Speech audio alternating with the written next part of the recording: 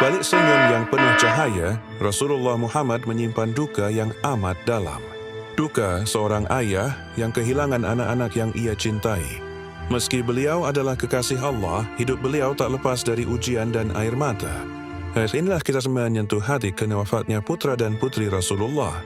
Qasim adalah anak pertama Rasulullah dari Khadijah.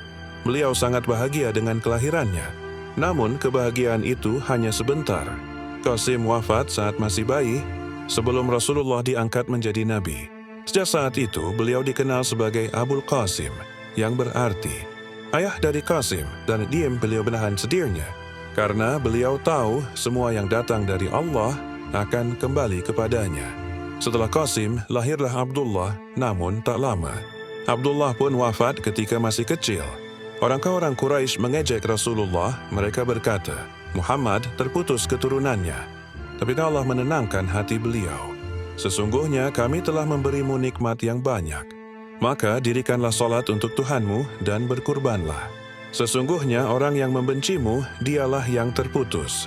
Qiyas Al-Kautsar 1-3. Di usia senja Rasulullah, lahirlah seorang putra dari Maria Al-Qibthiyah bernama Ibrahim. Rasulullah sangat mencintainya. Beliau sering menggendongnya, mencium pipinya, dan mendoakannya. Tapi ketika Ibrahim berusia sekitar 18 bulan, ia jatuh sakit. Rasulullah duduk di sisi anaknya yang sekarat, air mata menetes dari mata beliau yang mulia. Saat Ibrahim menghembuskan napas terakhir, Rasulullah memeluknya erat sambil berkata, sesungguhnya mata ini menangis dan hati bersedih, namun kami tidak akan mengatakan kecuali yang diridai oleh Allah. Sungguh kami sangat bersedih atas kepergianmu, wahai Ibrahim. Zainab adalah putri tertua Rasulullah. Ia banyak menanggung penderitaan karena mencintai ayahnya. Saat wafat, Rasulullah berdiri di depan pintu tempat jenazahnya dimandikan dan berkata pelan, mandikanlah dia dengan lembut, karena dia adalah putriku yang telah banyak menderita karena aku. Beliau menatap jenazah itu dengan air mata, mengenang putri yang sabar dan setia. Ruqayyah adalah istri dari Utsman bin Affan. Saat perang Badar berlangsung, ia jatuh sakit. Rasulullah menyuruh Utsman untuk tetap di rumah menjaganya. Ketika perang usai, kabar kemenangan datang bersamaan dengan kabar duka. Ruqayyah wafat. Rasulullah menunduk haru dan berkata, sungguh Allah memilih yang terbaik untuknya. Setelah Ruqayyah wafat, Rasulullah menikahkan Utsman dengan adiknya, Ummu Kulsum. Karena menikah dengan dua putri Rasulullah, Utsman dijuluki Dzun Nurain, pemilik dua cahaya. Namun, tak lama kemudian, Ummu Kulsum pun wafat. Rasulullah sendiri yang turun ke liang lahatnya.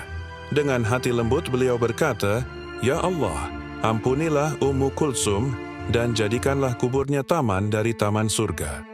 Fatimah, putri bungsu Rasulullah yang paling beliau cintai. Ketika Rasulullah menjelang wafat, beliau memanggil Fatimah dan berbisik sesuatu hingga ia menangis, lalu berbisik lagi hingga ia tersenyum. Setelah Rasulullah wafat, Fatimah berkata, ayah berkata bahwa beliau akan segera wafat, maka aku menangis. Lalu beliau berkata bahwa aku akan menjadi orang pertama yang menyusulnya, maka aku tersenyum. 6 bulan setelah ayahnya pergi, Fatimah pun berpulang ke rahmatullah. Ia dimakamkan di Madinah, di dekat pusara ayahandanya tercinta. Begitulah, satu persatu putra dan putri Rasulullah berpulang ke sisi Allah. Namun dalam setiap ujian beliau tetap bersabar, tetap ridha, dan tetap bersyukur.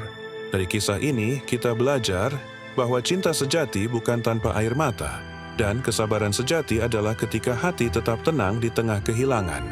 Shalawat dan salam untuk Rasulullah Muhammad, keluarganya, dan para sahabatnya yang mulia.